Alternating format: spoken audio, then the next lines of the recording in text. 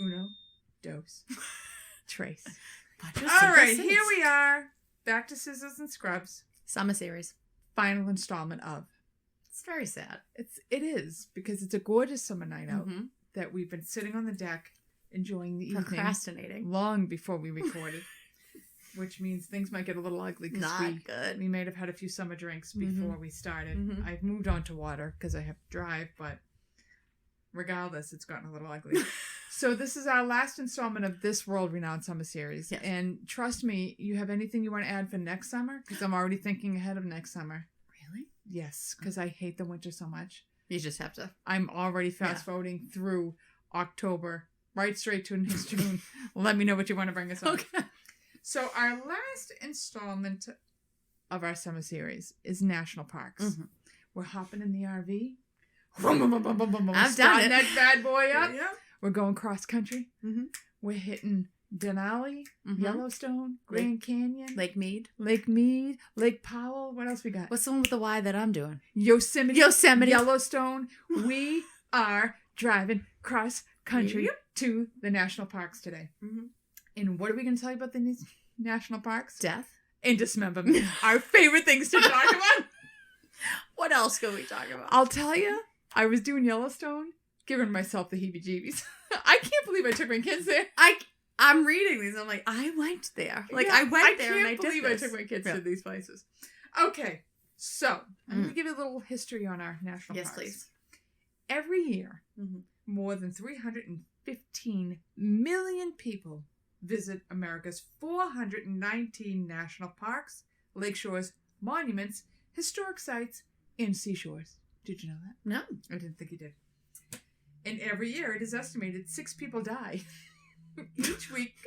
Each week? Each week, amounting to 312 deaths per year. Each week? That's a lot.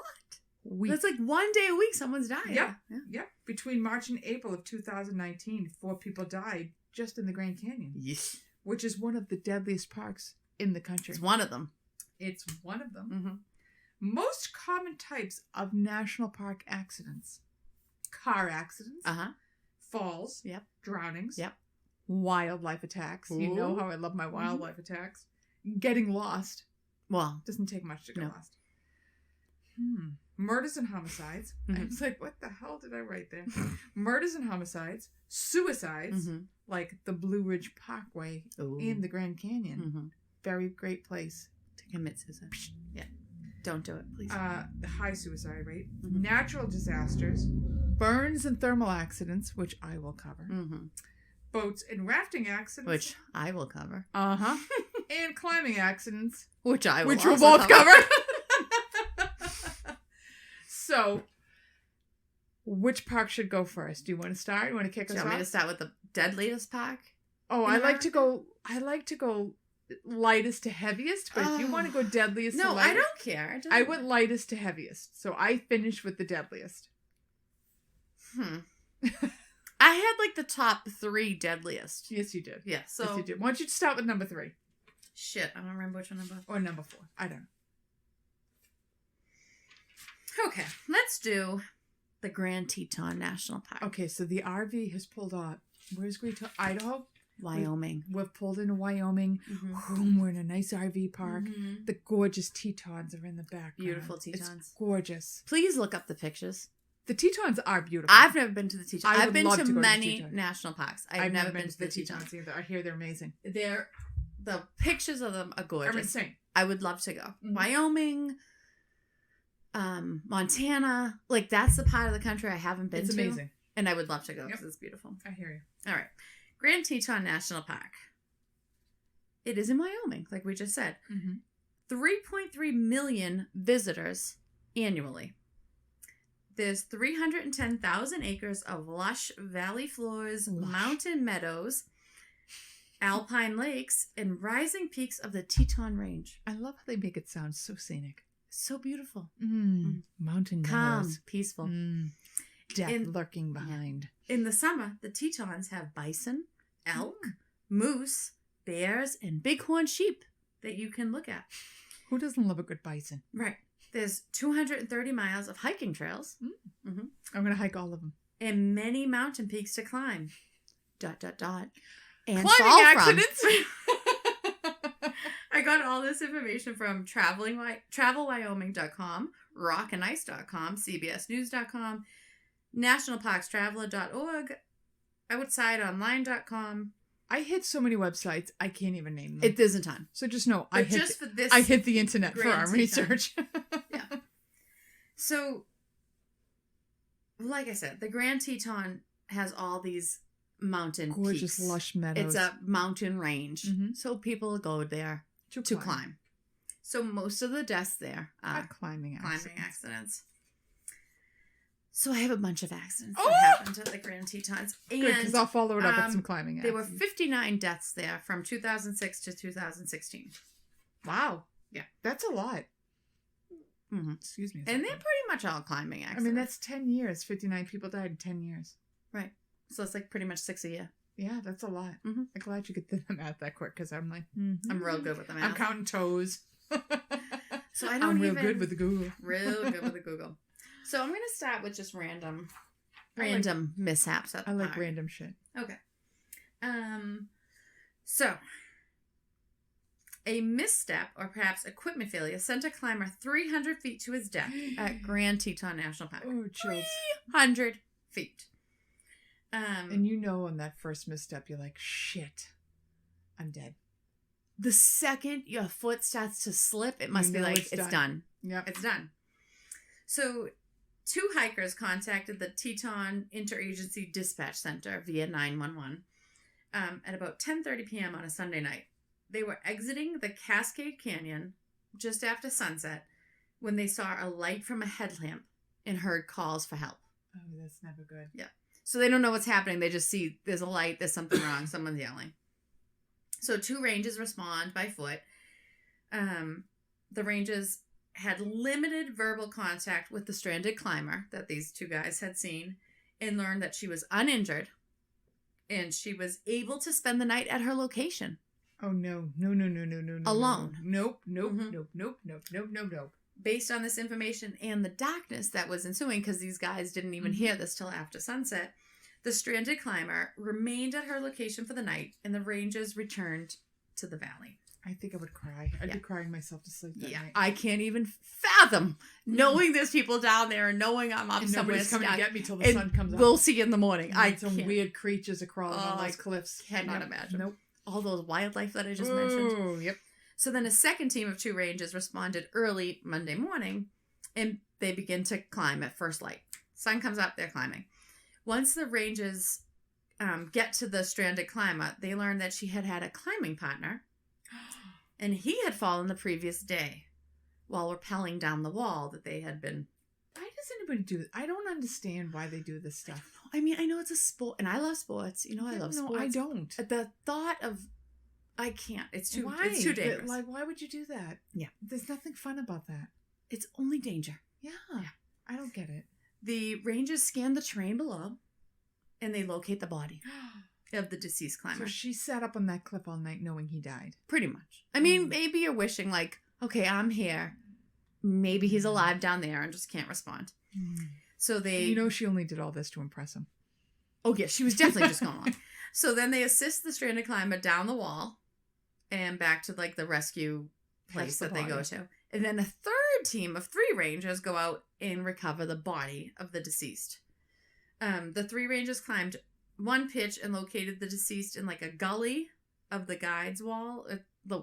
It's like a wall there that they call the guides wall.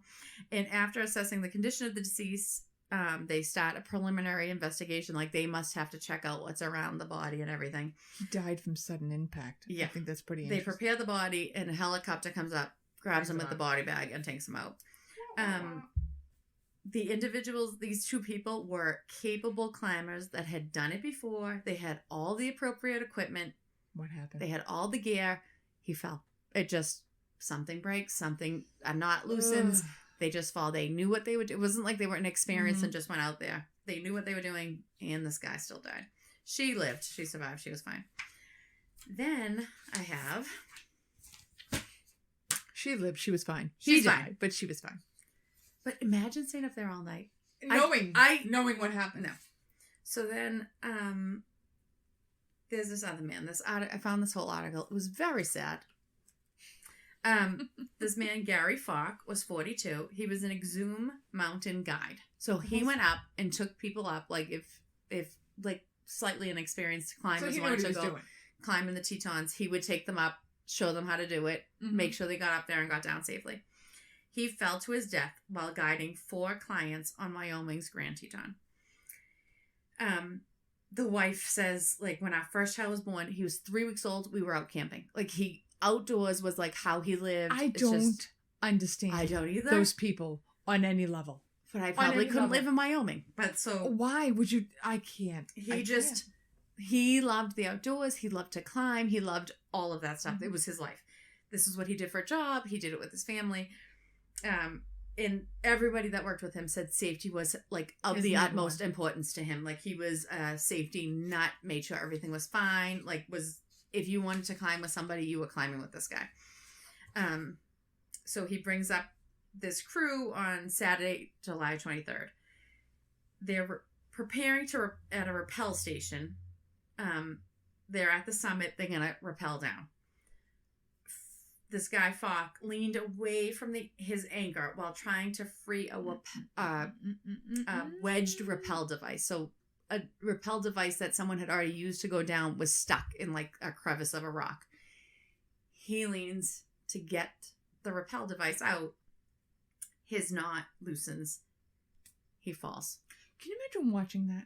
No, you're with him. Can you imagine being that and seeing that? He's your guide. He's there to tell you how to do it. And this poor guy just died. And he's not like he's not reckless. He's doing everything he's supposed to do. And he still falls. So the device, so his anchor, they think the tied loop of his webbing somehow failed, which he checks. They said he's completely, like, he's very, very safe. He fell 2,400 feet. Yes. There was nothing left to him at the other end. That's a pancake. Yeah, 2,400 feet. I just can't even, the thought of it makes me nauseous. Oh. So I would never be anywhere where I could even fall 2,400 Well, we've been places like that. We just don't think about it. No. So I don't even like to be in the second story of my house. No. So his clients are still up there. Watching. He falls 2,000 feet, so they can't even see him anymore. So some other guide from that company takes his clients down, and they notify whoever that he just fell. They recover his body that morning. They just keep saying he was a diligent guide. He was the consummate professional. Like, he never did anything for shortcut. It was just a terrible accident. There's pictures of his family that, like, break your heart. Like, he has this, like, little boy, like a 3-year-old and a 9-month-old. He, throughout his career, he worked for this place, and he worked in the Tetons, and he worked, like, in ski mountains in the winter. He had guided high-altitude volcanoes in Mexico and Ecuador. He skied several peaks, including, I'm not going to say these right, Chimborazo, which is 20,000 feet. He skied them. Skied it? Yes. Like, he's unbelievable.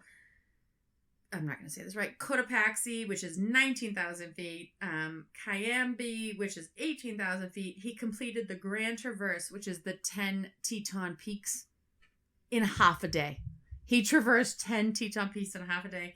It made a 14-hour ascent to the nose of El Capitan in Yosemite, which is huge. Mm-hmm. He was like a crazy climber, tons of experience. And this man, like one freak mistake, and just took his life. It was like a shock to the whole climbing community. That's your thing. That's what happens. Right. It's just so sad and scary. And then there was one more story. I have a couple more. So the Tetons. Yeah, the Tetons. They're really rough. They were all climbing accidents, but so this accident that I'm going to tell you now is then I found an article from one of the rangers that helped find these people. Oh. And I thought it was, I'll tell you now. All right. So, there was an accident that occurred on a Saturday morning on the 12,300 foot, I'm not going to say this right either, Teawannet Mountain in the Teton Range. There were 2 people that died. A 27-year-old Tyler Strandberg and a 28-year-old Catherine Nix, both of Jackson, Wyoming. So they're from that area. And a lot of people from that area go and hike these places. Their bodies were recovered from a rocky ledge at an elevation about 11,000 feet. A third member of the climbing party was 26-year-old Rebecca Anderson of Jackson. She was rescued unhurt from a different ledge, a small ledge by herself. Anderson had made several attempts to call down to, like, her friends, like, are you okay? Are you okay? Never got a response, ever. Because they were dead. Yeah. They were attempting to ascend the east face of the mountain and were well off the route that everybody should go on. So those 2 women died and the third was fine. So then I found this other article, and it's called Life, Death, and PTSD as a Ranger in the Tetons. Oh my God. He literally describes, he doesn't use their names in this article, but it's definitely this incident. And he says, like, one Saturday morning, they get a call. There was screams heard in this area of Tewanit, the 12,000-foot peak in the Tetons. They were sent and looking for a woman who had wandered very far off the route, was stranded on a ledge that was very, very small. It's August 22nd, 2015. So these 3 women had planned to just run up. They were going for a run, like up this mountain. They had done it before. They knew it. And they knew with an early start, like with all the light of day, and like they were in shape, and they knew they could go up without any, like climbing gear. They were all experienced hikers through the Tetons. They were from this area. But anyways, something happened. There were screams heard from this area. So they sent out by helicopter these 2 rangers who, this is their job. They go out into these mountains when people are stuck or hurt or whatever. So they take a helicopter out there and they get to the first ledge where these 2 women are. They see them. They see their injuries. They're non-viable. They keep going because they know there's a third woman. So they begin climbing up to this woman. They can't understand where she is because they're like, we're so far off the path that you would normally take. They just got lost. They took a wrong turn and they got lost. So they can't find it. So they're yelling to her like, hey, throw a rock so we can see where you're coming from. So she throws a rock down. It's like 50 feet off from where they are. They move. They go up. They go above her. They rappel down to her. She's just saying, where are my friends? She was fine. Where are my friends? Where are my friends? And they didn't answer. He said he just hooked her up to like the harnesses and everything. And just said, the only things I said to her was, I'm hooking you up. I'm putting this around you. We're going down, whatever. So they get to a spot for a helicopter to take them out, and they helicopter her out. He kept saying, like, the fact that the helicopter pilots, like, they dropped the line for them to hook up to, and it's called God ring. The clip that they hook from their thing to the line on the helicopter is called the God ring. And he said, they're coming, the helicopter's there, and they're like, okay, we're here. And he's like, okay, and God love them, because I can't tell you what the distance is from my couch to that couch. I'm not good with that shit. And he's like, okay, you're 50 feet up, you're 5-0. And then the chopper goes, okay. And then he starts dropping. He's like, okay, 4-0, 3-0, 2-0, 1-0, you're eye level. Like, he's like, how a helicopter can drop that much, like, slowly and so accurately. He's like, it's just unreal. But anyways, they hook her up. They get up. They take her up. She said within seconds, they're moving east 50 miles an hour, dangling from the helicopter 5,000 feet above. Nope. No. So they set them down where the rescue area is. And then they go to get the friends who are making that flight in body bags now. And this girl kept saying, again, where are my friends? Where are my friends? Where are my friends? And he said he couldn't even say it to her. He just looked at her and shook his head. Getting them. Yeah. So she says, like, the survivor says, when they left, they got up early. It was a beautiful day. They start climbing. And then they realized they weren't on the route, and they started to get nervous. which is a problem when you start to get nervous. So they felt unsafe. She said she sat down to like, okay, take a breather. Let's look where we are. One of them was like 10 feet away, and she tried to climb up over a small ledge to see if she could see where they were, and she fell. And the other girl went to grab her and fell with her. Oh. So they both fell. Oh, that's terrible. Yeah. And he says when he went home, he was thinking of that. Like he said, all I can still imagine are the two screams, like them just screaming on the way down. And he said, and all I can see is the sobbing woman knowing her friends are dead. Right. And he said that evening he went back to like their rescue base, and he was sitting there with a glass of whiskey and blah, blah, blah. And he had this book in his hand. It's a Climber's Guide to Teton Range. And it goes over all like what the range is like, what you should watch for, blah, blah, blah. It's like from like the early 1900s, like the first climbers that out there. He says another ranger walks in and goes, "Are you fucked up?"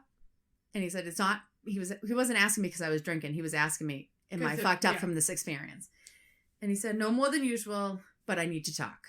And he said the other guy that had come in had recovered bodies as well. So he said, "Of course, let's talk." Like whatever.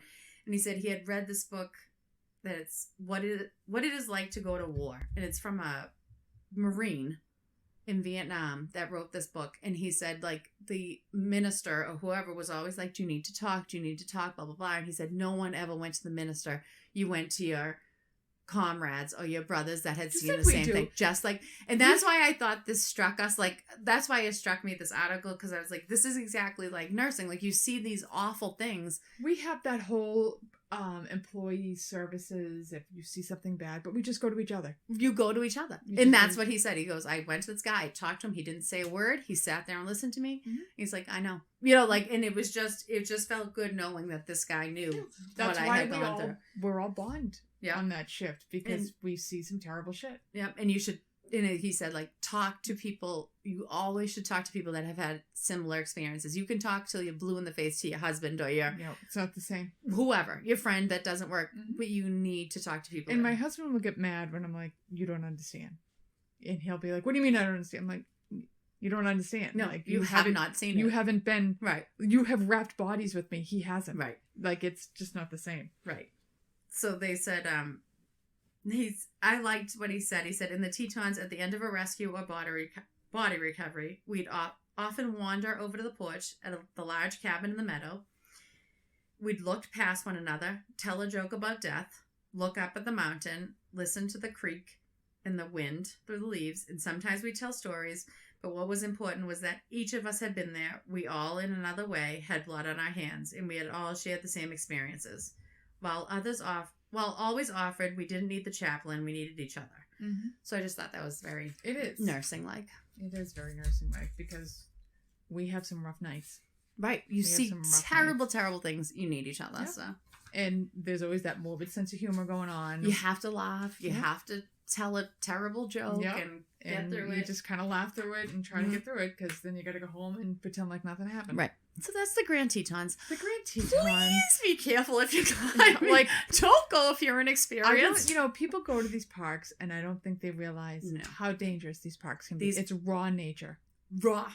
Yep. Raw. And these are that man was a guide who had done it all his life a million times. You've seen Into Thin Air, which is about Everest.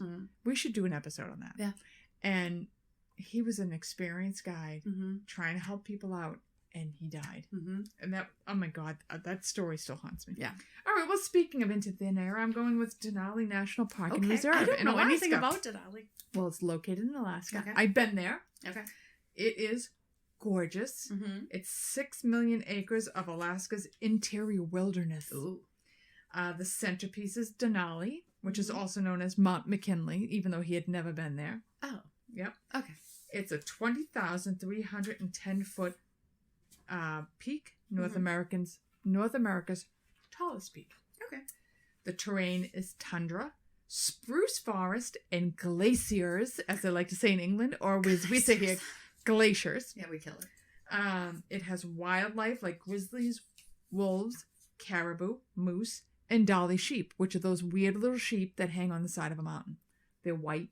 They got the big horns. Oh, yes, the curled horns. And they're literally like, if you watch cartoons, they're on the top of the mountain. Yes. Yep. Okay. The most deaths at Denali National Park are related to trying to summit Denali itself. In 2019, 26-year-old Evan Millsap of Fairbanks was killed. He and his friend were rappelling down a rock face. The anchor system he set up failed, and he fell 70 feet to his death. I just can't imagine the feeling of being like, just freaking. Shit. Your last words are like, shit. It literally, that has to be the last thing. Like, fuck. Yep. Like, and your friend watches you go, shit, yeah. down to your death. May of 2017, a young climber falls into a crevasse. I would shit my pants. Yes. While climbing to the top of Denali. He suffers a back injury, but he survived. Okay. Mine aren't as dramatic because I just kind of like read them off. Yeah. Because I knew this was going to be a long episode because we go through a lot. Most of mine I just read off, but I loved that guy's. I just That's thought it was crazy so one. That's close a good one. to nursing. June 4th, 2017. Another young man falls 60 feet into a crevasse. Oh, God. I don't want to fall into a crevasse. I can't even. He is... I don't want to ever fall. Can you imagine the feeling of something? No. Like, oh. And this guy is like... He's like wedged. Oh, no. That's what I mean. Crevasse. Like, you can't move. You just... He's so wedged into the crevasse that they... The crevasse that they have to keep removing articles of clothing to kind of lift him out because he's jammed. And thank God he is jammed because these things can be hundreds of feet deep. Yeah.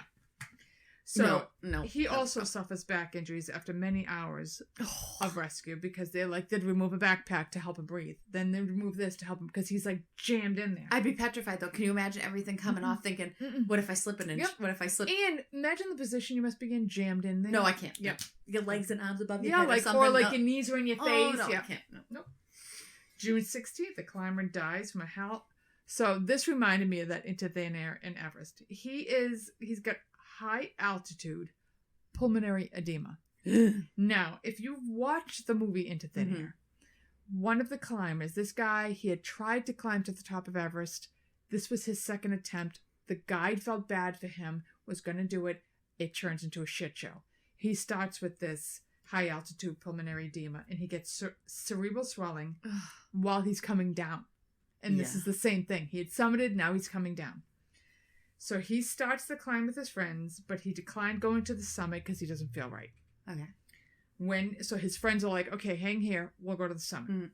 When his friends come back after reaching the summit, he's now becoming, he can't walk. All of a sudden, he's like, I can't walk. He's becoming confused. The late signs of what am I trying to think? I'm totally blanking on the word when you freeze to death. Hypothermia. He starts removing his clothes. Oh, yeah. Because you get hot. Happens. Yeah. He's getting hot. He's removing his... This is like, you're going to die from hypothermia. So he starts taking off his clothes. And which is characteristic of hypothermia. And he starts becoming like unresponsive. During the rescue, he goes into cardiac arrest. Done. Naked and done. The worst kind of done. I'm just telling like, so when you watch in this movie Into Thin Air, they're sitting and they're huddling on the top of this, they're in like a little cave on the top of the mountain. He starts ripping his clothes off. Not a good sign. Off the mountain he goes. That whole book, story, everything, horrifying. Yeah. If you ever get the chance to read it, unbelievable story. Then August of 2012, you have Richard White. He's a 49-year-old from San Diego. He's in Denali. He's married. He has a 21-month-old daughter. He was an avid hiker, and he loved to travel alone. Mistake number one. And he had traveled to Denali before, and he had taken a bear safety... You know how I love bears. You do love the bears. He had taken a bear safety course before he had gone. And it's mandatory for all backcountry people to take this bear safety. Yep. Wow. So he takes it. So, in August of 2004, White's out hiking. He comes across a 600-pound grizzly, which in the grizzly family is tiny. It's too big for me. His camera shows that for 8 minutes, he observed the bear unnoticed. So the bear's over there. Yeah, and he's just like, click, click, click, click, taking pictures of the bear. Oh, God. Yep. Last picture shows the Bear 40 yards away looking right at him. Oh. He's mauled and killed. It's the first grizzly attack and death in the park in its 90-year history. Oh, my God. Yeah. But he's a dumbass. Leave. Yes. Quietly you back see a grizzly, up. ass and elbows the other way. Yeah. You don't go and take 8 minutes worth of pictures, okay? He was 10 times closer to the bear than he should have been. Oh. So I wanted... That must have covered that 40 yard, like that. There was one I was watching. It was one of those shows, and I think it might have been at Yellowstone. This guy's taking a picture, and it's like this grizzly bear's on the top of like a mountain, and he's at the bottom of the mountain, and he's clicking, and it's got cups, and it's coming down, and he's got all these pictures as it's coming down the mountain, and the last picture is it looking right at him. That feeling of the eyes, like look at no. So I've been to Denali National Park. It is gorgeous. We took an 8-hour bus ride. That seems like an awfully long time. It was an awful long bus ride. I'll tell you, Alaska was the most beautiful place I've ever been in my life. I want to go. It's Maine on crack. Yeah. Bald eagles, moose in the parking lot, bears, goats, like those weird little white goats that like they hang on the edge of a cliff and they're like, they just hang out. The wildlife is insane. The scenery is beautiful. The glacier, it is gorgeous. There is death in every step. Love you, Alaska. Couldn't live there. No. Couldn't live there. No. My funniest Alaska story is they tell you like there's all these men up in Alaska. The odds are good, but the goods are odd. That's the best thing, right? So my girlfriend, I went up with 2 girlfriends, and we're going into a bar, and we had these fake like Bubba teeth. That's what they called them at the time. Like they made your teeth look real bad. So we're all wearing these Bubba teeth. We think we're so funny. And my girlfriend walks in, and this particular girlfriend is a germaphobe. Like she's very like, she doesn't like people touching her. She doesn't want you near her. You walk into this bar, and this guy looks at her with those Bubba teeth, and he's like, "Baby, you look good." And he literally starts, he bends her over and makes out with her. And she was like, oh my God. I couldn't. I'm like, of all people to have a random stranger jam his tongue down her throat. With the gross teeth in was her. Wow. The bugs in there are the biggest bugs I've ever seen in my life. The biggest bugs I've ever seen. But the flowers are like the size of your head. The flowers are huge. Yeah. The food is like, the veggies are huge. Yeah. The bugs are huge. We have a video from Alaska, and there's a bug wrapped around the antenna. It looks like a plane. It was the biggest fucking bug I've ever seen in my life. Okay. I have to get there. You have to get there because it is amazing, but it's death everywhere you look. Yeah. Okay, go ahead. Number 2. Let's do the Grand Canyon. The Grand Canyon, I've been there. I've been there, the Grand Canyon. But the Grand Canyon is kind of like, oh, look, great, the Grand Canyon. Okay, I was going to say, do now? I was probably done after about 2 minutes looking at the Grand Canyon. And I feel bad because we drove forever to get there. And we're in the RV, and it's July. Yep. And it's hot. 8,000 degrees, and I got the kids, and they were little, and my mother who's petrified, and I have...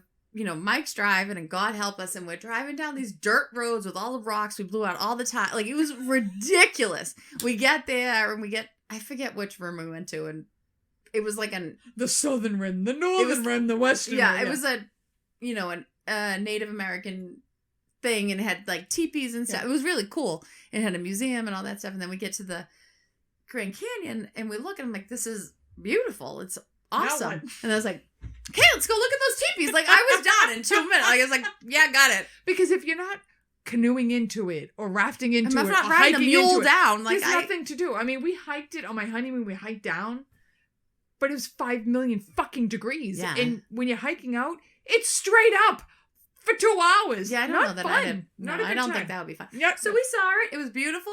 My mother, who's petrified of being on the first step, went to the edge. I took my children. I left my husband. I said, fun. I'm taking them to the teepees, and you can watch my mother jump off the Grand Canyon. I can't let them watch their grandmother die. And I left. But it was beautiful. You should see it. I think you should see it. But it's one gigantic death trap. It's a big, huge hole. Yeah. Yeah. with lots of Literally, rocks. Like, a huge hole. Yeah. So it's 277 miles long. Ooh. It's a 277-mile long Hole. chasm. Yeah. Hole. That is Crevasse. up to 18 miles wide at some points. That's pretty wide. 18 miles. Like, I'm like, I know it's big. 18 miles wide. That's pretty wide. That's pretty wide. It's And almost the Boston Marathon wide. Yeah. And the average depth is 1 mile. It took 3 to 6 million years to form by the Colorado River running through it. That. Mm-hmm. It covers an area of 1,900 square miles.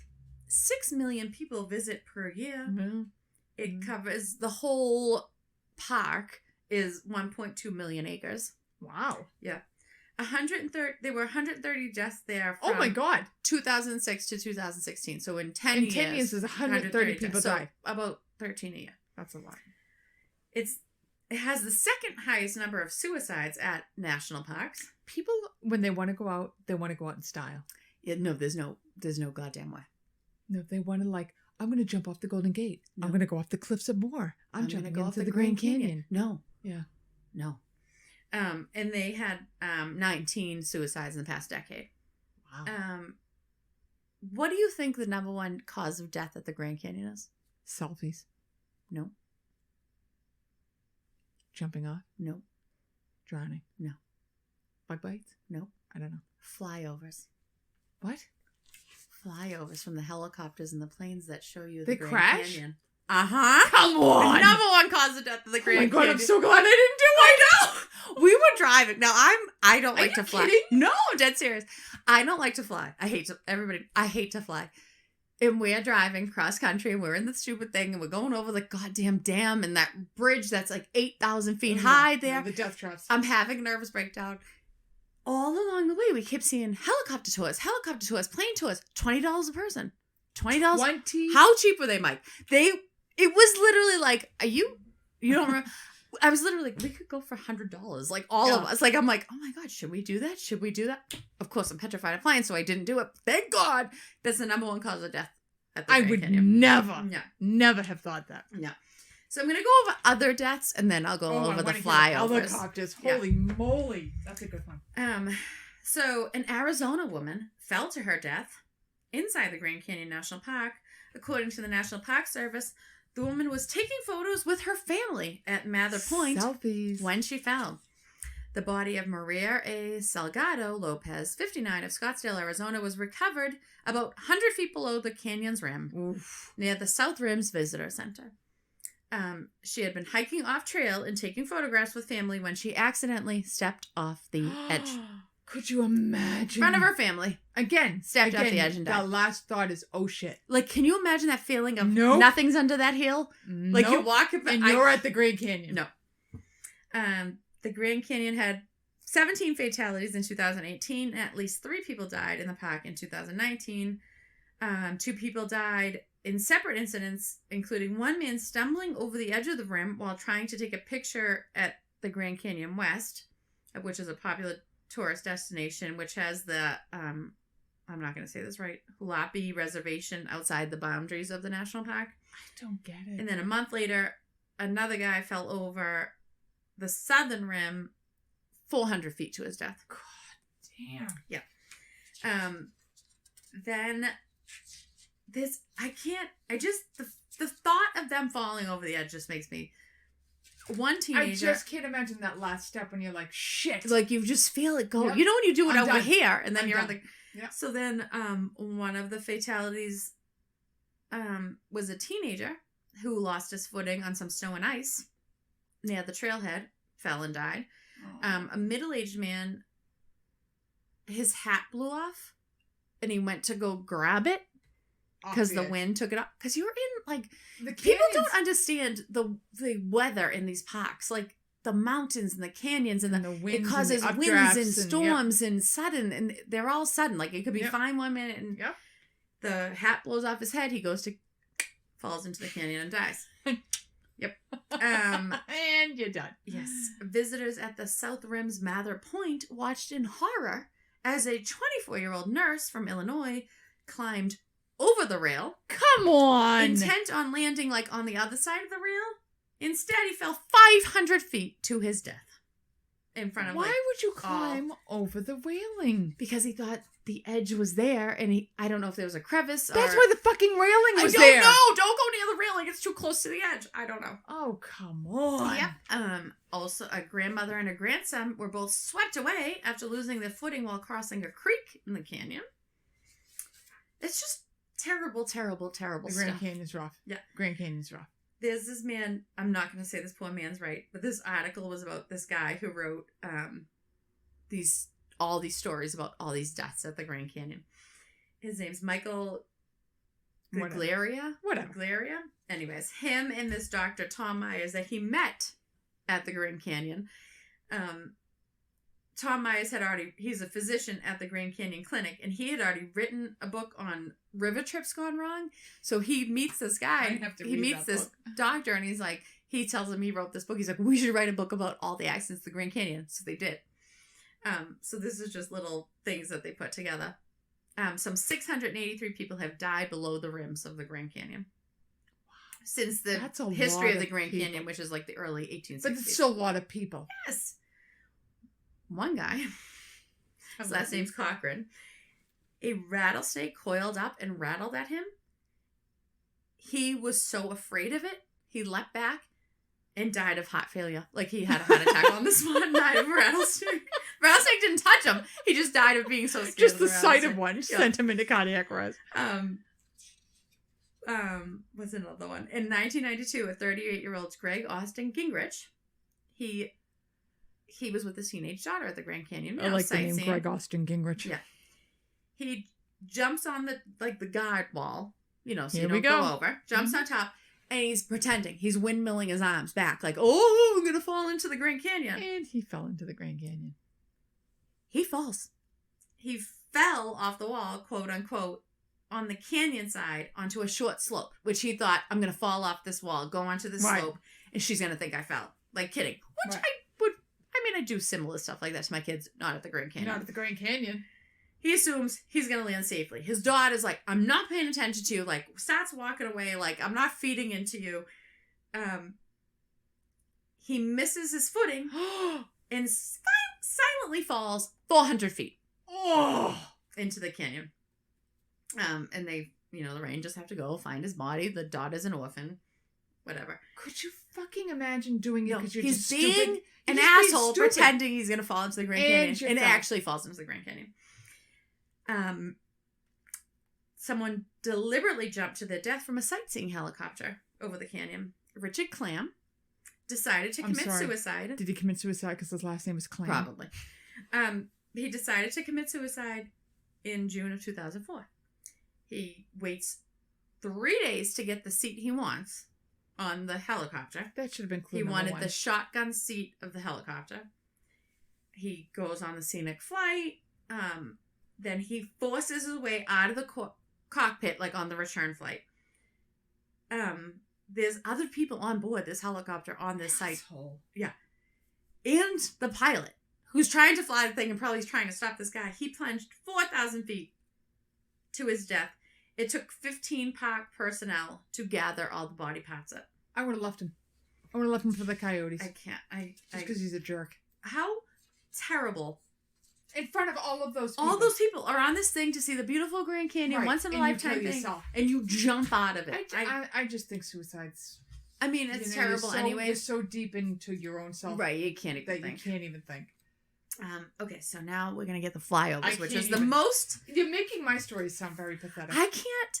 I was like, literally, they're like, what's the number one cause of death? I was like, falling, obviously, into the Grand Canyon. Wait till I get to Yellowstone, that's all I'm going to say. Yes, I know, I can't wait. So, May 18th, 2014, a helicopter lands in the canyon. It offloads the passengers. The pilot gets out of the helicopter to check like a level of a gas or something. The helicopter somehow becomes airborne when he gets out of it. They don't know if it was the wind, because the severe winds. So they don't know if it was the wind that took up the blades, so it comes up into the air. It becomes airborne. It strikes the pilot with one or more of the main rotor blades. Kills him on the spot.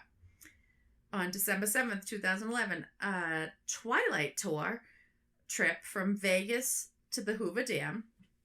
It crashes and catches fire, killing all 5 on board. God damn. September 20th, 2003, a helicopter tour hit the canyon wall because the pilot misjudged the proximity. The pilot and 6 passengers were killed. Oh my God. August 10th, 2001. There's many more. I just did some of them. August 10th, 2001. The helicopter tour departed from Vegas. It flew to the canyon area. It stops. It gasses up because there's like an airport down there. It stops. It gasses up and crashed moments later on the return trip. So the whole gas tank is full. Oh, no. The NTSB said the pilot descended too quickly and too close to a scenic cliff. It, what did I say? I don't know. It hit the terrain and burned up. Oh. The pilot and 5 passengers were killed. 1 woman actually survived, but she lost her husband and both of her legs. In June 18th, 1986, there was a mid-air collision between a helicopter and a twin-engine plane, because not only do helicopters do the tour, those little Cessna twin-engine planes go over. The NTSB cited pilot distraction, noting that the helicopter tour pilot would turn his head frequently to talk to the passengers, to be like, so he's not paying attention. We're going to the southern rim. We're going to the whatever the heck they're saying. All 25 on board, the 2 flights were killed. Oh. I think that's the last one I did. There were so many more. There were tons of, there were a lot of them that crashed. Everyone lived.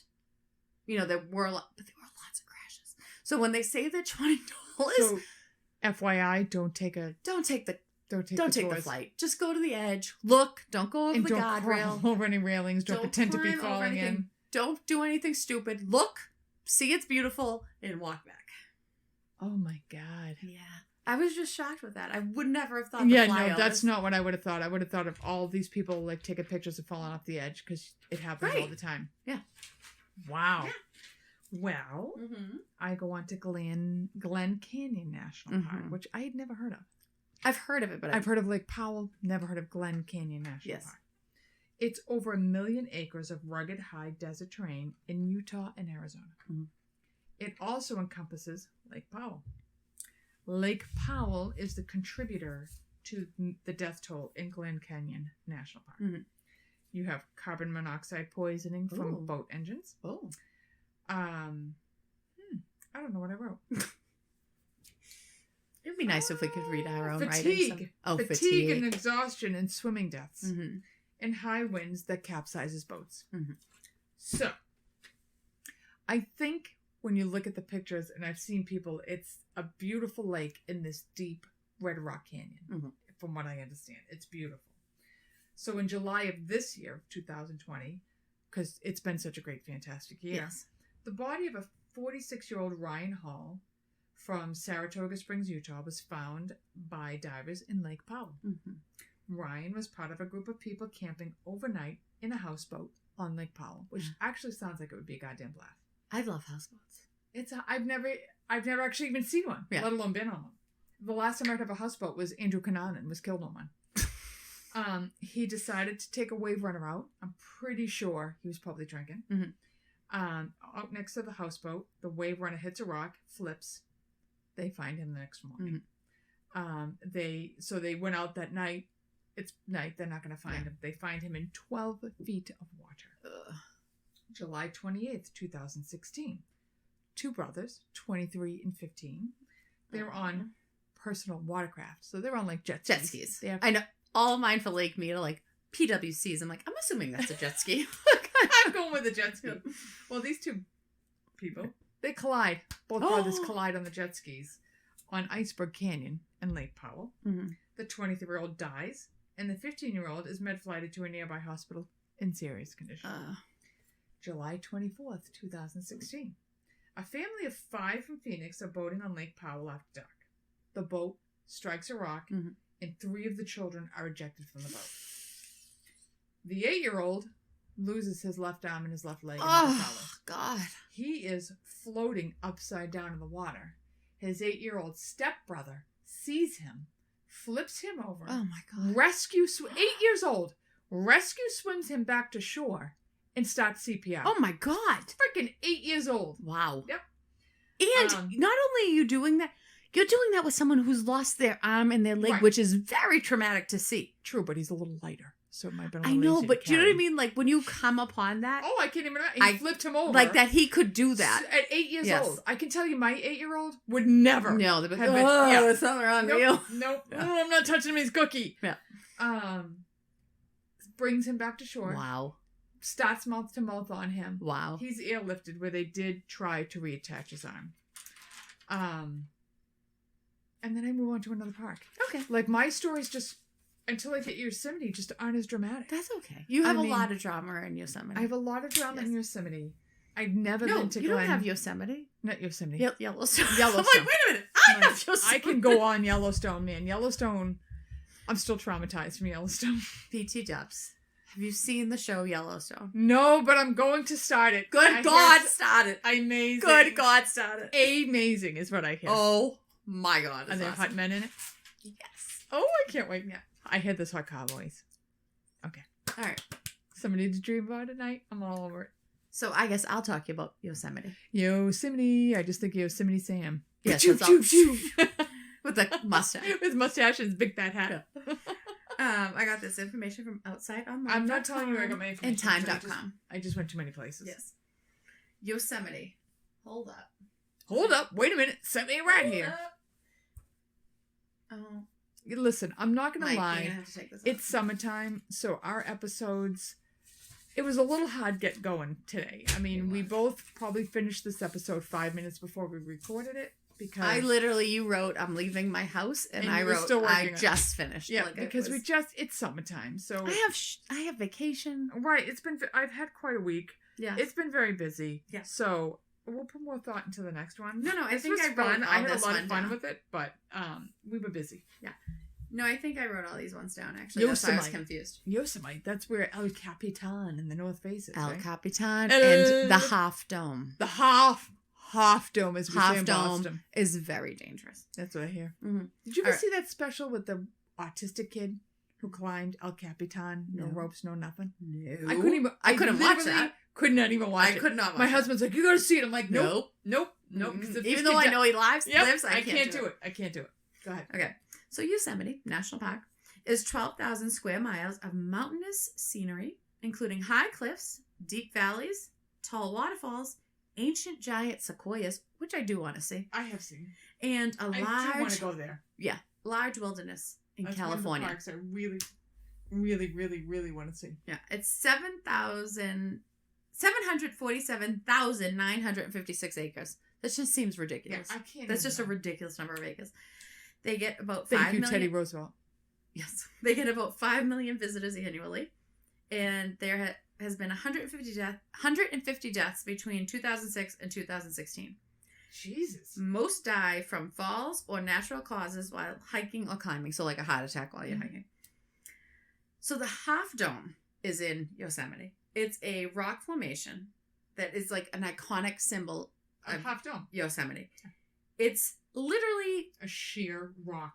on one side, and then it's bulbous like on the other. There's a railing that goes up. I think I just love the word bulbous. Bulbous, it's bulbous. So there's there's a railing like up the dome. A railing. A What railing. am I So going to do with this railing? a lot of people hike it. Like a lot of people hike it because there's this railing. So I think they have this false sense of Like, I it's can easy. walk this because Yeah. there's a railing. It's the half dome. I can Yeah. just use the railing to get up.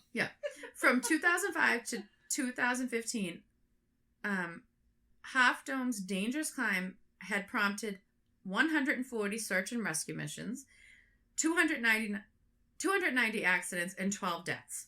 Wow. In 2006, a 25-year-old hiker from New Mexico was descending the summit, slipped, and fell 300 feet to her death. Woo. In 2007, a hiker's body was found 1,000 feet below the base of the handrails during inclement weather. In 2007, a hiker that tried to go around people in front of him, Dumbass. while climbing the trail, fell and died, and his body had to be airlifted from a crevasse. Those fucking crevasses. In 2018, a 29-year-old biochemist, so smart guy, fell to his death during thunderstorms because he slipped and lost his footing. In 2010, Yosemite decided they needed to stop the crowds at the Half Dome because it's like this huge draw. Again, because there's a railing, so it's like, oh, I can do it. Like, everyday people can walk up this thing. There were up to 1,200 hikers on that daily. Wow. Yes. So there's a throng of people. People were like halfway up and they'd have to stop and wait because there was so many people in front of them. So they were like, they're becoming exhausted. Right. And they're getting tired. So then on the way down or the rest of the way, they're careless. They're making mistakes. So they only allowed, after 2010, they only allowed 300 hikers daily to climb to the summit. And they had to apply for a day pass to do this. So as to prevent the crowding. 1,200. That's a lot of people. Apparently, though, even since 2010, they haven't really seen a decrease in the deaths and accidents. Because it's dangerous. Again, it's a national park. It's a shit The terrain, it's a literally just a drop off on one side. There's storms. There's weather. People don't realize. They don't realize. These places are not. They're raw. We don't live there, and people don't live there for a reason because it's hard to live there. Raw nature. Yep. But there's other dangerous parts of Yosemite. It's not just that Half Dome that you have to be careful of. Is that where El Capitan is? El Capitan is separate. Okay. This Half Dome is a separate. Yosemite, yes, right? but it's in Yosemite. In 2015, this renowned rock climber, Dean Potter, who was 43, was climbing with a fellow climber, 29-year-old Graham Hunt. And they died while base jumping off of Taft Point, which is also with the base jumping. So they slammed into cliffs they failed to avoid. They failed to avoid. Yep. I like that wording. Not that they just slammed into cliffs. No, they failed to avoid it. Because I think they do look for them, but but how are you going to avoid it if the wind slams you into it? They Potter failed to avoid it. had a helmet GoPro on, which captured the moments that How he sick base am I jumps. that I want to watch I don't want to watch that. I can't watch when that. I get into Yosemite, there's a video, I'm like, I kind of want to I couldn't watch any of the videos. They No, were all I like, wanna watch see this final moments of them fall. I'm like, I can't watch them fall. I listened to that stupid guy getting mauled by a bear. I know, I couldn't do it. I don't know what's wrong with me. I can't do it. So I'm sick. the GoPro captures the moments leading up to this guy's death. It's awful. I did not watch it. What was his last words? I did not watch it. You know that's everybody's Scream. last words. It's a scream, or you just can't even breathe. Yeah. In 2014, Brad Parker, who was 36, fell while rock climbing on Mathis Crest alone. He decided never do that shit alone. Wow. He decided to do the climb. He had done it before without climbing equipment. Like, he can climb this thing without the stuff. He's a climber. I never should do anything without climbing. He had proposed to his girlfriend hours before. She accepted. He called his father that morning after she accepted. See, all of this is a mistake. I know. I changed my cable password to my cat's name, and he died. That's why you don't do this shit. Don't do anything. Don't do this shit. Yep. He calls his father. He tells him it is the happiest day of his life. He goes and does this climb that he's done. Like, he likes to do that. That's why would he do that afterwards? Like, it's what he enjoys to do. Yeah, I but think. you could just got engaged. Why would you do it single? He fell 300 feet to his death that day. Oh, that poor girl. She's probably thinking, like, I'm going to get married before I'm 30. Yeah. Nope. And then he's dead. 2011. A group of 3 20-somethings went over safety fences. 3 20-something. 20-something-year-olds went over safety fences, ignored signs, to have some fun near the Vernal Falls, which is a big waterfall in Yosemite. 2 slipped into the water. The 3rd tried to save them, and they all went over the 317-foot falls. Would rather drink poison than die that way. They went over a 317-foot waterfall. I can't even imagine being in the water and knowing I can't get out. No, you know where it's going. You've seen it. I would be horrified. Like, oh my, I would have died before I went over the falls. Yeah, I had a heart attack. Yeah, I hope they did. What a horrible way to go. Yep. In 1990, they were on like a church Those outing. 3 kids? Yes. They were like in their 20s, but they were on like a church group outing. It was awful. In 1996, 1 person was killed and several more injured during the Yosemite Valley landslide of 1996. A 200-foot-long granite chunk slid down a cliff into the Happy Isles hiking trail. Oh my God. 200-foot huge, gigantic fucking rock. Granite thing falls into the hiking trail. The impact was equivalent to a 2.15 magnitude earthquake. And it took 45 minutes for the dust to settle for them to go in to start, like, recovery efforts. What did I say? One person died and several were injured. Only one died. There must not have been a huge group of people on the trail. That's shocking. Yeah. And in 1985, 5 hikers were sitting atop the Half Dome. They're just sitting there, sitting on a cave thing. Lightning strikes. Kills 2 of them, and 3 were injured. Lightning That would be me. Strikes. That would be me. Yeah. I'd hike my fat ass up to the top, then holding onto that railing. Yeah. I'd get to the top. I'd have my granola bar We'd with be some water. having some water. Yep. And I'd get hit by lightning. Yep. That's struck by lightning. God damn. Mm-hmm. God damn. Yeah. That's Yosemite. Well, I have one more mediocre one to go through before I hit Yosemite. Yellowstone. I'm sorry. Sorry. Oh, for my entire life, I've had those two confused. It's all the same. I decided to do Golden Gate National Park because I thought it incorporated the bridge, which is like the suicide capital of the world. But apparently it does not. But it's still ranked the 5th deadliest national park. Okay. It is 82,027 acres of ecological and historically significant landscape. I don't know what that means. Historically significant landscapes surrounding San Francisco Bay Area. It is the 5th deadliest park in the United States. Crazy. 85 people have died there between 2006 and 2016. Number 1 cause, drowning. Okay. Number 2, give me a guess. Falls. Car accident. Oh. Number 3, slips and falls. So we're going to call it the GGNR. So the GGNR, it includes miles of beach that have rip currents and sneak waves. I'm gonna get you. Here I come. I'm gonna get you. Oh, you're on the coast. You're ankle deep, and I'm gonna get you. So that's exactly. I gotta go swimming in San Francisco. I'm telling you, even in Hawaii when I lived there. Yeah. Honeymooners, ankle deep water, rip tides would suck them out. They drown. So these sneak waves and rip currents. Sneak waves. I'm gonna get you. They harm those that are just walking near the surf. Ugh. Others venture too close to the edge of unstable or eroded cliffs.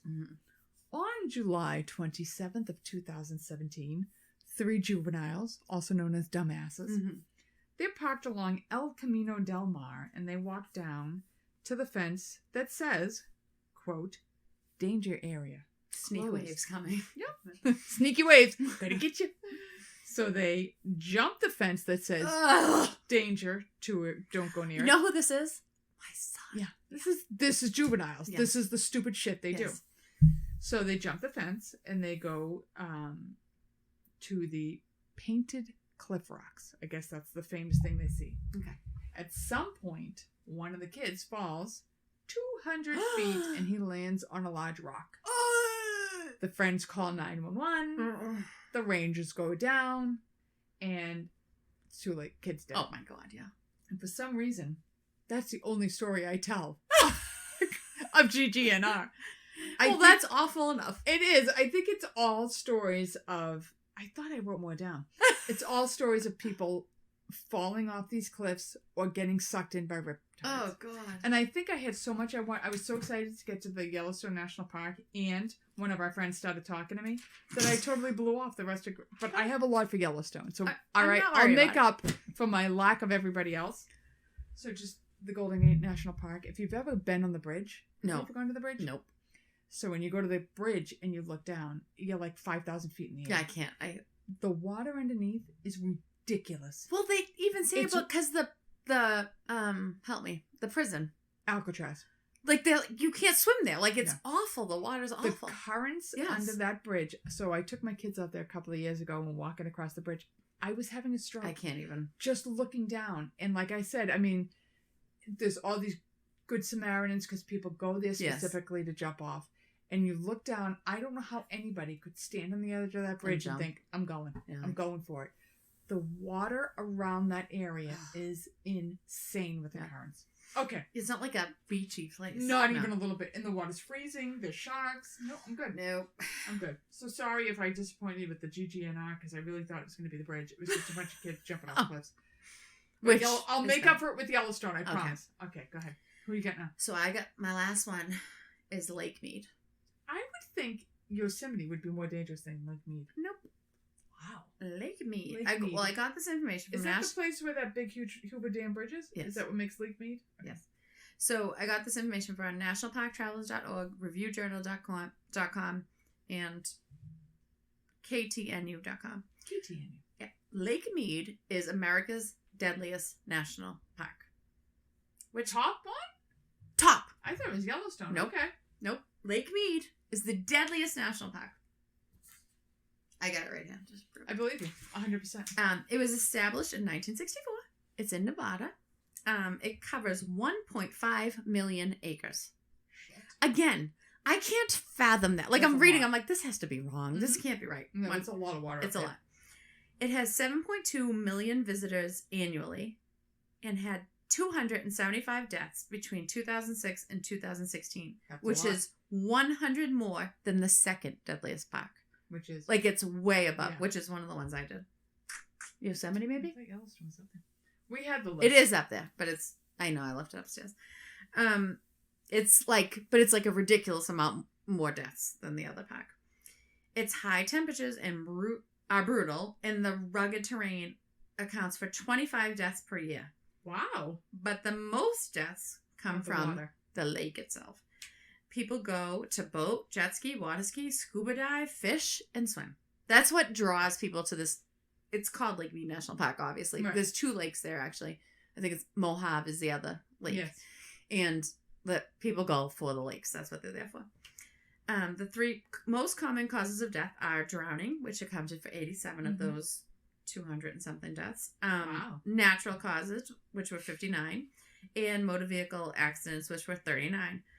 21 died of unknown causes, 19 committed suicide, and 13 were killed in boating accidents. Suicides. They shouldn't even count them because it's not the park's fault. You just decided to kill yourself there. I know, it's just a place. Yeah.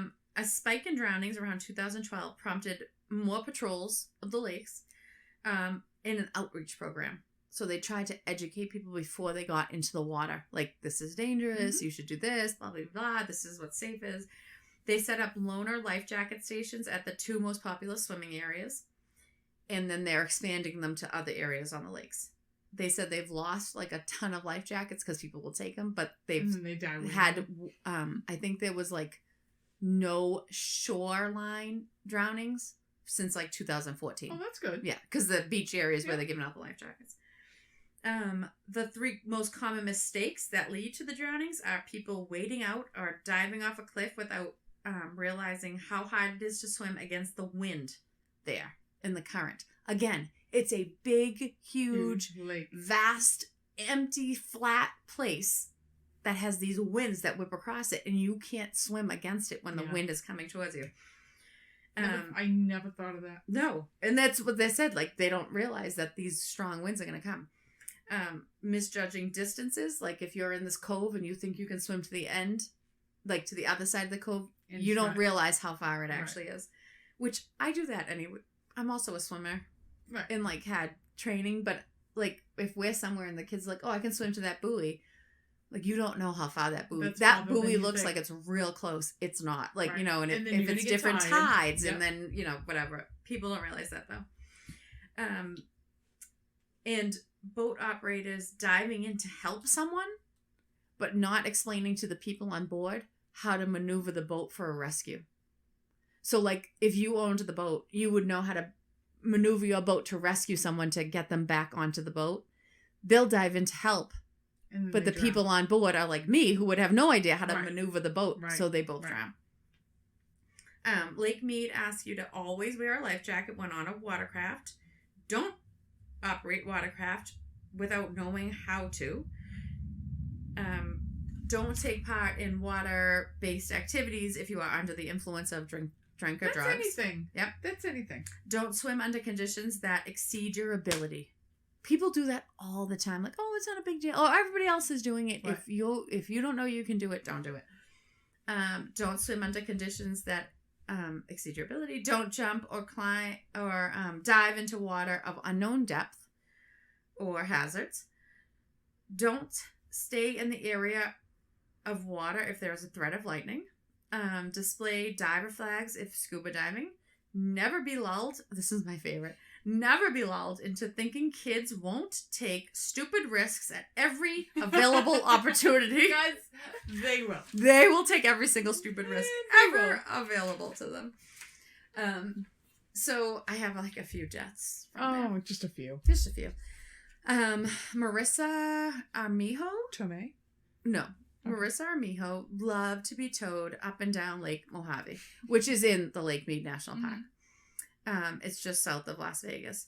She enjoyed spending time with her family and friends. She's a 15-year-old student. She's a cross-country runner at Mojave High School. She was really popular. Loved to go out and just be active. On September 4th, 2005, she was struck and killed by a drunk boater with an blood alcohol level of 0.19, more than twice the legal limit. Oh my God. Yeah. The day of the accident, Marissa was being towed behind her boat when, on a tube or something, when Jose Luis Huerta, 34, of Mexico, zipped around the bow of the boat, in a personal watercraft, so probably a jet ski or something, and ran directly over her. Oh. That sent her to Las Vegas Trauma Center with broken bones and severe head injuries. Marissa was removed from life support 3 days later. Huerta didn't even realize what he had done. They said when they had got there, he was sitting on his jet ski or wave runner or whatever it was without realizing anything happened. How did he not know? He was drunk. Yeah. That impaired, so you definitely shouldn't be driving. And he rode over her in the water, so I don't know if he didn't see her. You know how jet skis bump on the water? I don't know. Oh my God, that's terrible. Yeah. The legal proceedings obviously followed, and they were very swift. Huerta was sentenced to 5 to 20 years in prison for operating a vessel under the influence and causing a fatality. He was ordered to pay $3,300 in restitution. And the police credit the swift justice to the family's involvement. Like they say, you have to go. You have to go to court. You have to be present. Armijo's mother, Nanette Maines, made the most emotional argument for justice during the sentencing. Everyone in the court was crying, even other prisoners in the court. And this is her quote: "How can I put into words the sight of her bloody face, broken bone protruding through her arm, and lifeless body laying in the bottom of my dad's boat? How can I put into words her laying on the beach with the life flight crew working over her and loading her in the helicopter while we stood helplessly by? The anguish of watching Marissa's life slip away after life support was taken off, of her and holding her last heartbeat in the palm of my hand. How can I put into words the prayers to God that he would take my life too, because I know I would never be able to go on in this life."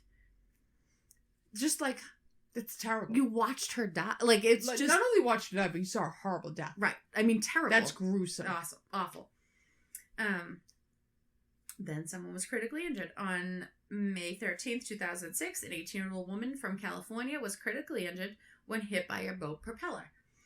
The woman was riding on the back of a personal watercraft being driven by a 16-year-old girl. When the personal watercraft drove in front of a boat that was operated by a 16-year-old male, he tried to avoid the jet ski or wave runner or whatever they were on, but was not able to miss it completely. He hit it. The boat hit the rear end of the whatever they were on, the jet ski, and the passenger was hit several times by the boat's propeller because he probably churned to the back of the boat, hit the back of the jet ski. A witness called for help. They brought the woman to the launch ramp. She was treated by rangers there and then flown to the trauma center in Las Vegas. She was critically injured, but I don't think she died. Oof. And on June 3rd, 2007, the National Park Service Dispatch Center got an emergency call about a possible drowning it's literally called the Special Events Beach. The National Park Service Rangers and the Nevada Department of Wildlife Wardens responded with a total of 4 vessels within 10 minutes. More rangers and wardens and EMS service also responded to the beach with a ton of vehicles. A personal watercraft without a rider was found adrift when they arrived. Witnesses that were out there were able to tell the rangers the general area where they last saw the rider. About an hour after the original call came in, the body of a 44-year-old Las Vegas man was recovered in 15 feet of water, about 100 yards from the shoreline. He was not wearing a life jacket. The victim and his female companion were launching these jet skis or whatever at the beach when the victim's little watercraft became disabled. He got off of the watercraft to check what was wrong. I don't know if he tied out. I don't know if he got caught up in something. Like, they just saw that he was trying to fix something, and then he went under. And they just, the rangers and the wardens just want to remind all of them. Did you say he wasn't wearing a life vest? No. Always wear a life jacket. Yeah. They just beg you to wear your life jacket out there. Ronaldo DeTangel, 45, drowned near the Hemingway fishing pier on June 1st, 2008. He was attempting to retrieve a boogie board that had floated away from the shore. He was not wearing a life jacket. His friends and family saw him go under. They immediately pulled him out, started CPR, still died. They say the winds there, like if you have boogie boards or anything on the shore, it will get flown out into the lake, and a lot of people drown going after them because they don't realize how strong those winds are. Well, the boogie boards have those little wrist things. But I think if they're on the beach, you know, like how the kids, like they'll leave them on the sand and then they'll get whisked out. Like $1.99. Right, leave it. Go get another Just one. leave it. No. Lois Johnson, 54, died on Saturday, June 7th, 2008, after being critically injured while swimming in Gasoline Alley. Oh. Gasoline Alley is like an area where a lot of boats launches off. Because like it sounds like, I would never swim. But it sounds like where boats would launch from, and that's what it is. Gasoline. So she jumped into the water. You should never jump into water where boats are launching. Right. She jumped into the water, then swam behind a vessel that was backing up. Why would she do that? I don't know if she wasn't paying attention. I don't know if she was drinking. No one knows why she did it. But don't ever go swimming where boats are. Right, because they're not going to see you. It backed up. It struck her with a propeller. They brought her up onto the landing. You know, everybody tried to save her. She died from injuries in the hospital. A 23-year-old Prescott, Arizona man was with a group of friends at Lake Mead on the evening of June 29th, 2008. He jumped off a 90-foot-high cliff near Sidewinder Cove on the Arizona side of the lake. Why? He never resurfaced. They called. They came out within 15 minutes. Las Vegas Metro PD divers subsequently recovered the body. Cliff divers often believe that they are jumping or diving into water that is much deeper than it is. So he didn't. Additional dangers include rocks and outcroppings that are under the water and you cannot see from 90 feet up. Mm-hmm. Don't dive off of anything. Just don't dive. Don't dive, period. Let's just not dive. Don't jump off of anything that you don't know it's 100 feet deep where you're landing. An emergency call for help came into the Park Dispatch Center on the evening of Saturday, July 5th, 2008. The caller told the dispatcher that a man and woman were in the lake at 6 Mile Cove and were having difficulty returning to the shoreline. The woman was having trouble swimming. The man went out to go help her. Neither of them were wearing a life jacket. She makes it back to shore. I was going to say that usually the person who's having the trouble survives. He disappears. Rangers recovered his body the next day. He was 52-year-old Mike Henderson of North Las Vegas. So they tell you, like all the things I said, like, don't drink and... It's drinking and driving. Mm-hmm. It's the same thing. Like I've said before in other episodes, don't do that. Always wear your life jacket. They said you have no idea what these conditions are like. You cannot do it. Always wear a life jacket. They give them out for free. Take them and use them. Just don't go in somewhere that's going to make it hard for you to swim and then for your rescuers to get you, because your rescuers can die too. You don't you don't care about your own safety. Think about the people who are going to have to come and save you because they can die too. Just don't be stupid about it. But Lake Mead, number 1. And it is the number 1 national park for homicides. A lot of these were homicide. Where did I have one little thing in here? See if I brought it with me. And it talks about homicides and murders. Give me 1 second because I am going to find it. Yep, Lake Mead is the most dangerous. Yellowstone's number 4. Mm-hmm. All right, so I want to just because that was. We have falls. These are all. It went through all of the things that people die from: wildlife attacks, how to stay safe from wildlife attacks, which murders and homicides. It said the reports from the FBI 2017 cited 7 murders, non-negligent manslaughters in U.S. national parks. Murders are oftentimes random acts. We know what murder is. I keep saying But it goes through. This is one of the big things in national parks is murders, because it's all this random land. Right, there's just random people out there. I was listening to My Favorite Murder, and they were doing is it the mother and the two girls? No, but that was in one of these parks, and I was like, I'm not going over it. But God, I can't remember the name of the park they were in, but these two girls had like a snow day in the winter, and they always went to this like national park, and they were like, oh, can you drop us off, we're gonna go walk around. So their parents dropped them off, and they're like best friends, and they're like 13 years old, and they never come home. They go look for them, the police go look for them, they find the dead bodies like the next day or something, and they find the phone with one of the girls, and she had videoed this guy following them.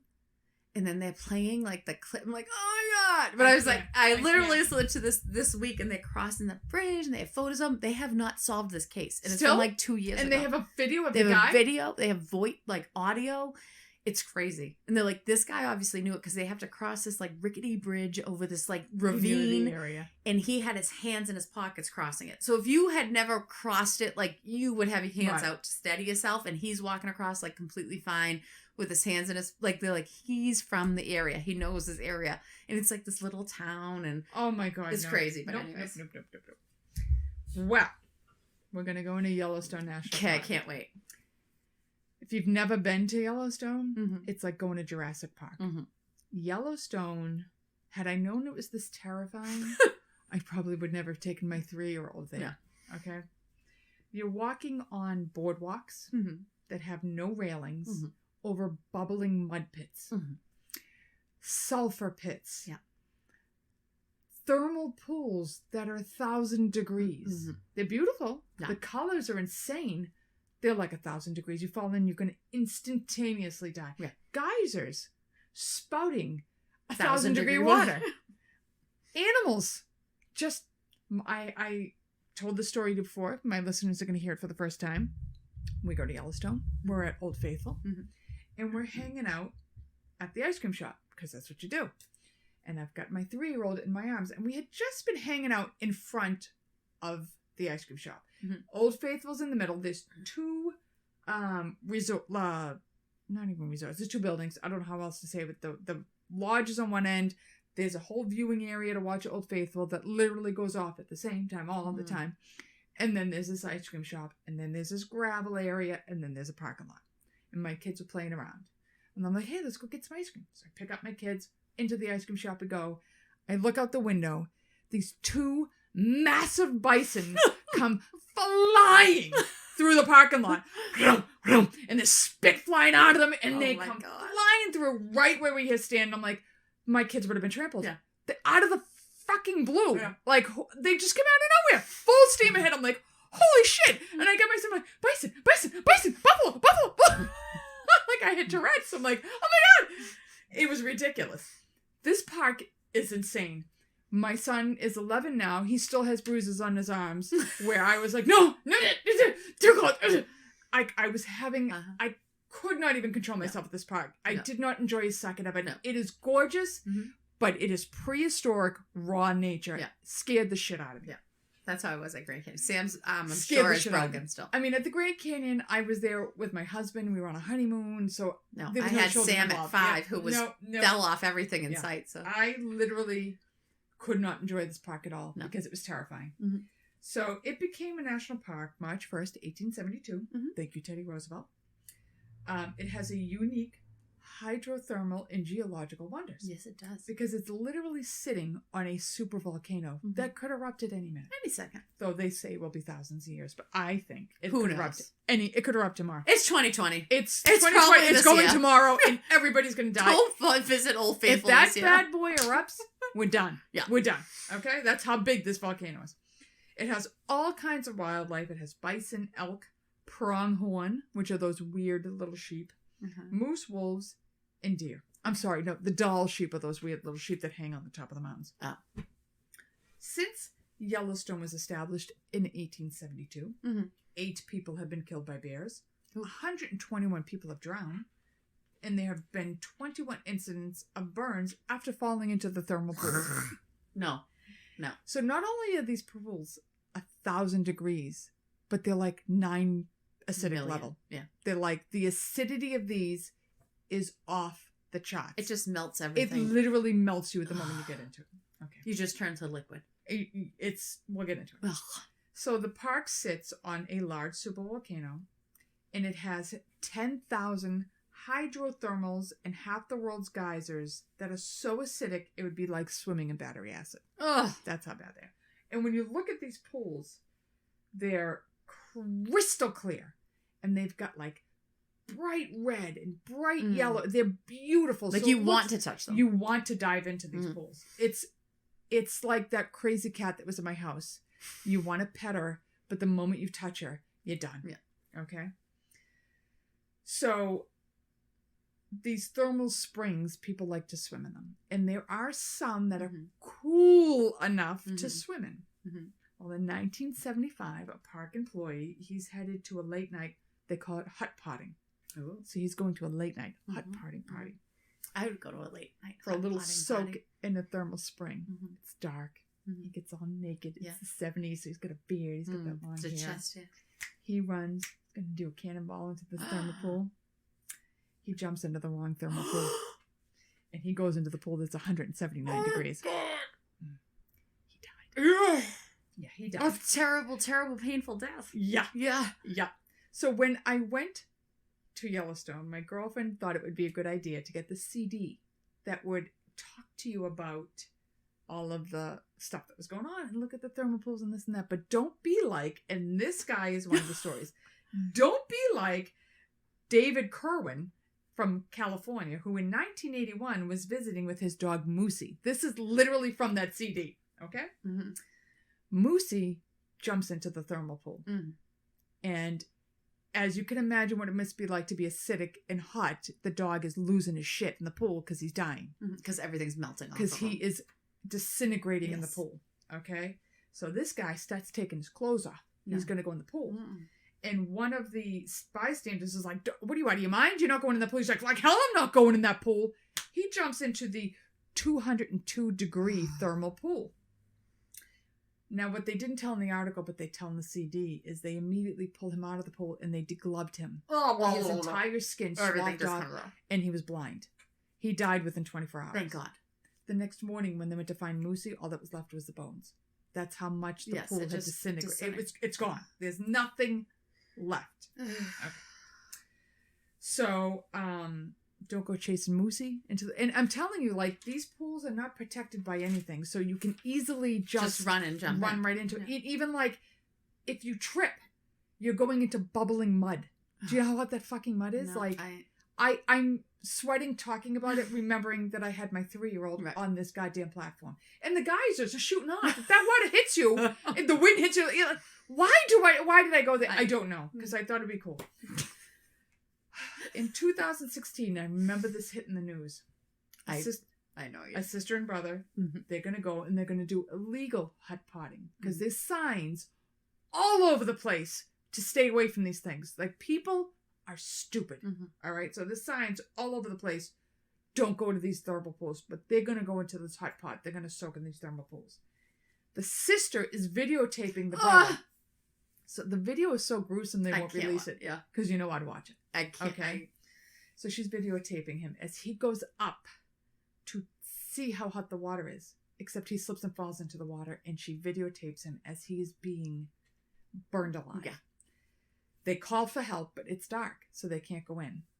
By the time they go back the next morning, there's nothing to recover.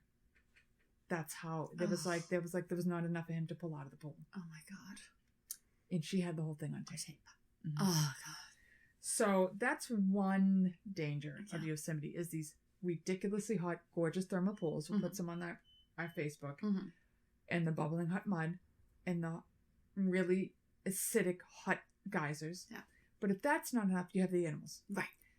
They tell you when you go to Yellowstone, the animals run the park, and they honestly run the park. If there's bison in the middle of the road, the traffic's backed up for hours waiting for them to move. There's elk right beside the road. There's sheep. There's grizzlies. There's wolves. There's the place is crazy. The place is just freaking crazy. Let alone the sheer drops as you're driving. I couldn't even look out the window.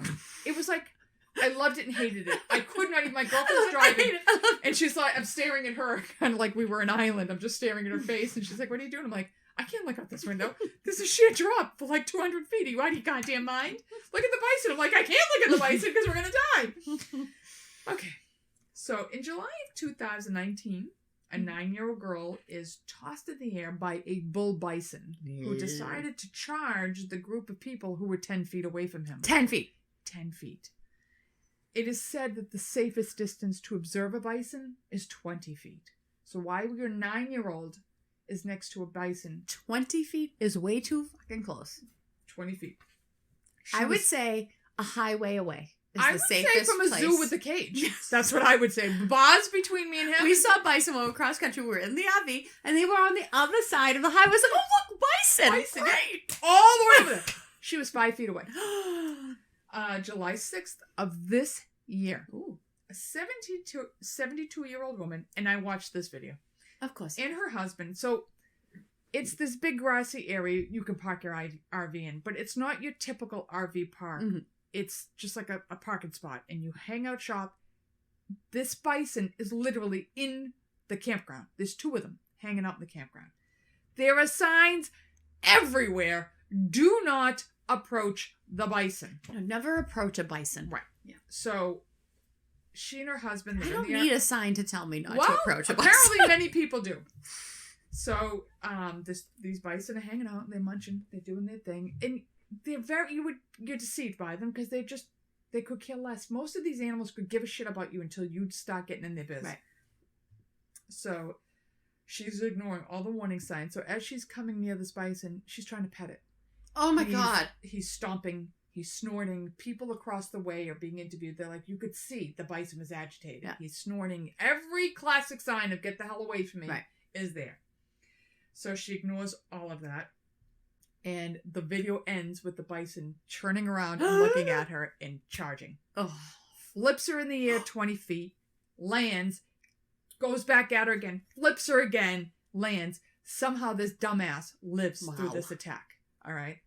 When we were listening to our lovely little CD in the middle of the park, it was like, enjoy the wildlife, but don't be like, the Chang family who pulled over to take a picture, 1973. The whole family's out to look at the bison. The father took a horn right through his stomach. Gored him, killed him in front of his kids. Oh, God. These bison are enormous. Yes. And they are no joke. You are not going to win against a bison. No. Which I don't know what the difference between a bison and a buffalo is, but I'm sure somebody will tell me. So, if the bison aren't going to get you, the bears will. Mm. And you know how I love a good bear story. Okay, John Wallace. He's a 59-year-old grizzly expert. Of course he is. Just like my boy up in Alaska. And he's visiting Yellowstone. The park rangers, they try to educate him on bear safety. And he states, quote, that he didn't need to hear that information, unquote. And that he was a grizzly expert. They're trying to tell him, don't hike alone, bring your bear spray. Because most of the time, almost every attack in this park is a mother and cubs. Mm-hmm. Almost every single one. Anywhere, I feel like that's right. Yeah, I mean they're mama bears. They ain't gonna do it. So he heads out on a hike alone without bear spray, and even though signs say don't hike alone and carry bear spray. Mm-hmm. Hikers find Mr. Wallace on August of 26th of 2011. They found him on the Mary Mountain Trail. He was discovered, and he had been partially consumed. Oh. And then covered with debris, which is typical cachet behavior of a bear. Gonna save a little bit dessert. Okay. An examination of his body shows bites on his hands, arms, and backs, and it's thought that a mother grizzly was protecting her cubs and was responsible for the attack. Later in the year, the same mother had attacked another group. And they wound up putting her down. And there was like a fight. Like, we don't want to put her down, but they're like, she's been involved in 2. Right. The other one was not fatal. She's been in 2 attacks. Like, she's got to go. Yeah. So, since 1872, 8 people have been killed by bears. Mm. And since 1979, 44 people were injured by grizzlies in the park. That's over 118 million visits in that time and only 44 attacks. But basically the reason these attacks are happening, and I think the whole reason the Yogi Bear and Boo Boo commercials came out, cartoons came out, people are feeding these bears. And they're acting like they're attractions at a zoo. You're in their home. Yes. People don't realize these are wild animals. Grizzly bears are not cute. They're not fun. The black bears are not cute. They're not fun. If you feed them, they're going to look at you for the next meal. And so most of these people, I mean, again, when we were listening to the CD, they had been feeding the bears. They come back. The bears eat them in their tents. Yeah, because that's their food. You're a snack wrap in a tent. Yeah. So, Yellowstone was no goddamn joke. No. I want to go, but I don't want to go. I loved it, but if I go back, it has to be with no kids. And I think we should do an honorable mention of the Cliffs of Moher. Jesus Christ. The Cliffs of Moher. I knew it was a bad sign when I went to the bathroom and every stall had the Good Samaritan hotline on the doors. I was like, what the? I was literally scanning the whole cliff watching. Like, is that person going to go towards the edge and jump? I don't want my kids to watch them commit suicide. Are they going to jump off the cliff? Watching people walk. Like an inch from the edge of the cliff. Cliffs of Moher are, I don't know, 8,000 feet high. A gazillion. Sheer drop to the bottom. Oh my God. With updrafts. The wind is coming up so much from the ocean that the waterfalls are going backwards. Literally backwards. It has to be how many feet? I mean, it was easy 500 feet down. In the ocean water, the wind is so strong, it's hitting you at the top of the cliffs. Yes. It's crazy. The people, it's wet. Yeah. It's eroded. Muddy. And everybody wants to look at the edge. And literally, you can see the erosion. Yeah.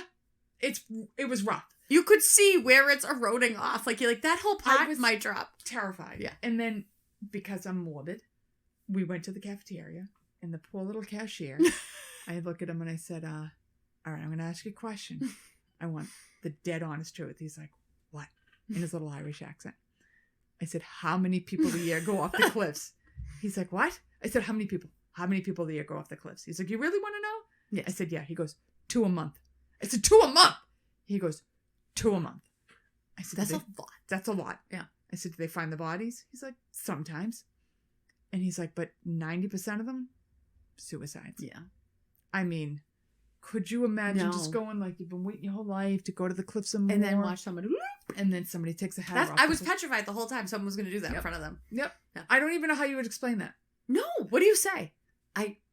They slipped. I think I'd say they slipped. Water at the bottom. Let's just say you survived the cliffs. You're not surviving the ocean at the bottom of those cliffs. It's violent. And they show you pictures from the 40s of people sitting on the very edges of the cliffs. I'm like, are they out of their goddamn minds? Yeah. Crazy. So that's my honorable mention. Yeah, that was scary. Yeah. So enjoy the rest of the summer. Take a trip to a national park. They're national treasures. Go to Lake Mead. It sounds like a great time. Just wear a life jacket. Don't wear a life jacket. No, wear jump a life off the jacket. cliffs and see what happens. Jump off the cliffs. Please just be careful in your little RVs that you're parking at Walmart for $10 for the night. It's free. It's free at Walmart? It's free at Walmart. I thought it was $10. No, we parked there all the time. Listen, for free. I am so going to be that old couple that we're 100 years old and we're driving an RV that's the size of an 18-wheeler up the road to the sun at Glacier. That's going to be me. And then we're going to pull in, we're going to back in to our RV spot. The little canopy's going to come out. I'm going to put my little fold-up camp chairs in, a windsock on the canopy. Nice. And then 2 days later, I'm going to roll that shit up and I'm going to the next park. That's going to be me. I'm going to have all my elastic you can park pants. for free at Walmart along the way. Done. And you go inside and you say, just so you know, we're parking in the lot, and they keep an eye on you.